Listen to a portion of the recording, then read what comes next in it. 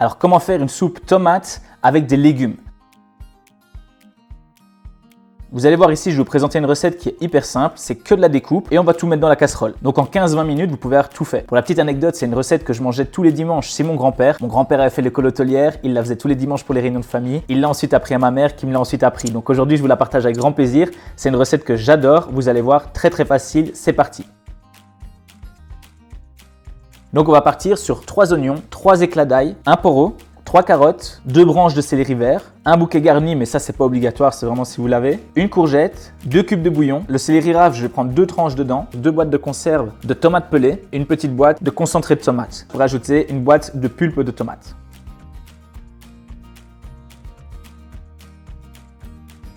Donc ce qu'on fait, c'est qu'on allume directement notre tacle de cuisson. On va mettre sur un feu moyen. Moi, je vais mettre vraiment à 5 sur 9, donc c'est léger. L'idée, c'est de monter tout doucement un peu en température. Je mets déjà un petit filet d'huile d'olive. Pour l'ordre de découpe, on commence par les oignons et l'ail. Comme ça, on pourra directement les mettre dans la casserole et les faire revenir doucement. Et ensuite, on part dans les légumes du plus dur vers le plus mou, parce que les plus durs prennent plus de temps de cuisson. Et alors, le petit élément additionnel, mon grand-père, quand il faisait ça, il ajoutait tout à la fin des petites boulettes de viande. Vous voyez, comme quand on fait des soupes tomates boulettes. Moi, ici, pour rester sur quelque chose de vraiment très sain, je vais remplacer la viande par les pommes de terre. Donc, les pommes de terre, ce sera en tout dernier. Et voilà, vous avez déjà quasiment l'ensemble des explications. Maintenant, il n'y a plus qu'à travailler.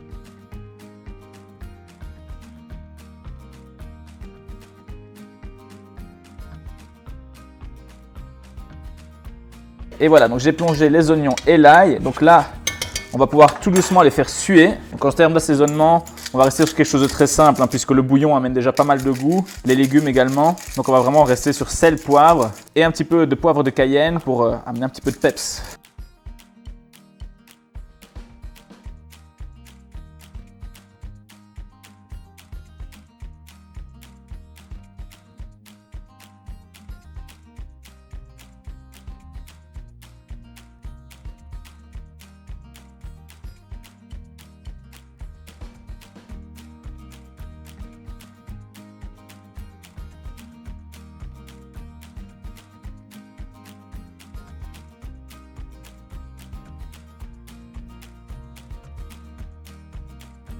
Et voilà, on a déjà fini tout ce qui est légumes et découpe. Donc clairement, le plus gros est fait. Donc maintenant, je viens ajouter tout le reste pour pouvoir mouiller, c'est-à-dire mettre 2 cubes de bouillon. On ajoute le bouquet garni. On vient mettre nos 2 conserves. Alors attention, pour chaque conserve qu'on met, on va ensuite mettre son équivalent en eau. Et voilà, donc j'ai re-rempli la conserve avec de l'eau. Ça permet aussi de récupérer tout le jus de tomate qui reste dedans. Et on vient verser, comme ça, on gaspille rien. Alors si vous êtes comme moi avec les tomates pelées, vous n'aimez pas qu'elles soient trop grosses dans la soupe. Avec des ciseaux culinaires, vous pouvez venir les recouper un petit peu. Ensuite, on met le concentré de tomate, donc une petite conserve, ça c'est très fort en goût. Je vais pouvoir mettre ma pulpe de tomate.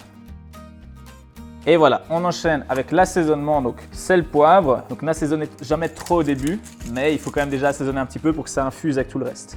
Maintenant, pour terminer, je vais pouvoir ajouter mes pommes de terre. Donc les pommes de terre, c'est important de les ajouter uniquement quand il y a déjà le jus.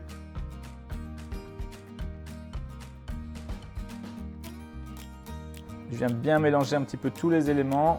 Maintenant, on va tout laisser mijoter. Ici, on reste vraiment sur un feu moyen. Donc l'idée, c'est d'avoir quelques petites bulles sur le côté.